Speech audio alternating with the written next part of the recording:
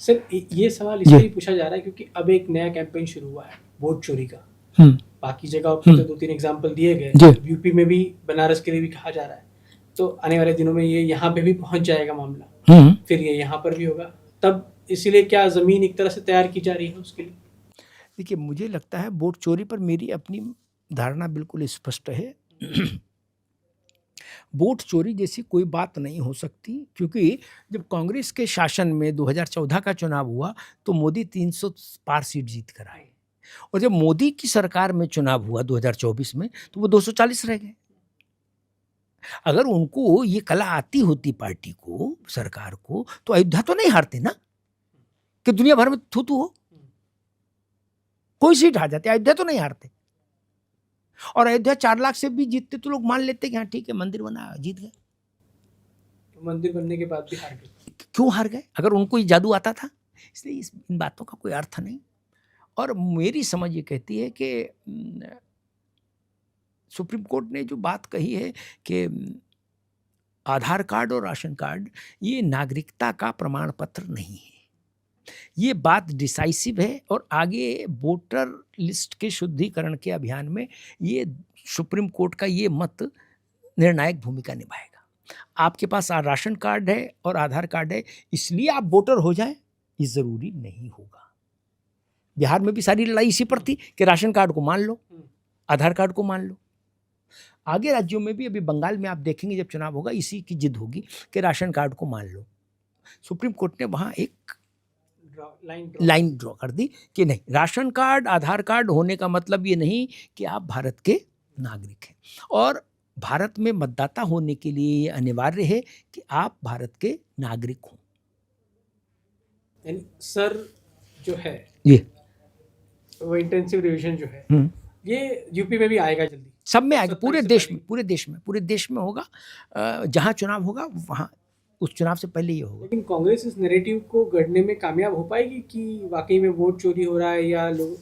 ये बौद्धिक विमर्श है, थोड़ा बहुत चल सकता है, लेकिन जमीन पर इस बात का कोई अर्थ नहीं रहता, क्योंकि जनता देखती है कि भाई आप भी कहीं कहीं जीती रहे, उस 99 सीट आपकी कैसे आ गई? वोट ही चोरी करना होता तो आपकी 50 सीट भी बहुत थी, आपकी 50 पहले भी रह चुकी हैं, आप 44 पे भी रह चुके हो, फिर 99 क्यों?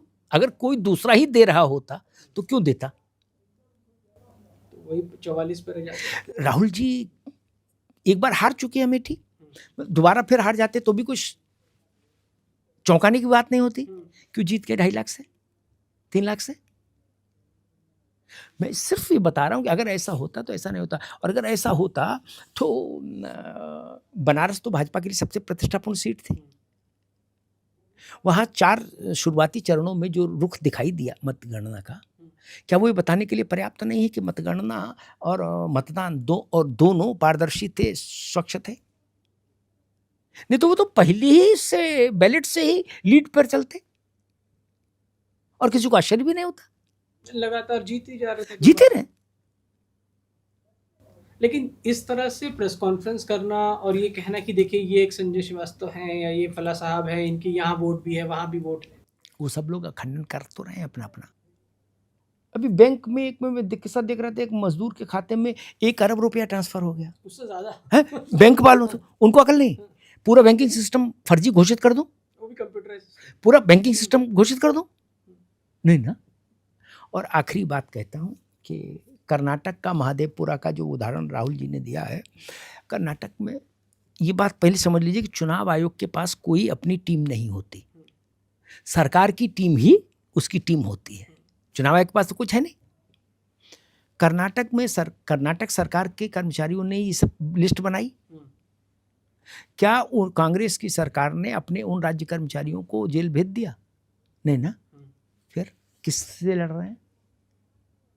बीएलओ कौन था? चुनाव अधिकारी कौन थे? आपके कर्मचारी थे, राज्य कर्मचारी बनते।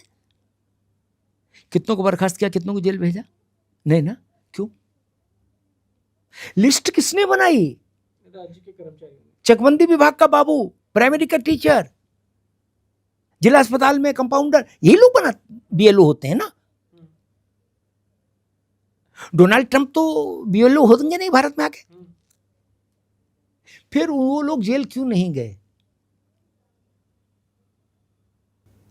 लिखित में मांगा जा रहा है कि आप शपथ पत्र पे दीजिए। ठीक है, हाँ, तो हाँ। क्या आपत्ति, मतलब राहुल गांधी नहीं दे रहे हैं, वो कह रहे हैं कि मैंने बोल दिया वो काफी है। नहीं भाई, ये पहले तो ये बात ठीक नहीं है कि वो कह रहे हैं कि मैंने एक पार्लियामेंट में एक बार शपथ ले ली, बात खत्म होगी। ऐसा नहीं होता। आप को भारत में लोक जीवन में, रोजमर्रा के जीवन में 10 जगह एफिडेविट देने होते हैं। बच्चे के स्कूल में एडमिशन कराने जाओ तो भी एफिडेविट लगता है।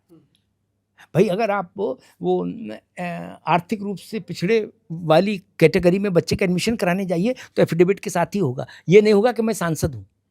क्या संसद में शपथ लेना, सुप्रीम कोर्ट में आप जब जाते हैं, हाई कोर्ट में जाते हैं, कोई भी बात कहते हैं, चाहे सरकार ही क्यों ना कहे, अदालत कहती है इस बात पर हलफनामा दीजिए, मुंह से मत बोलिए,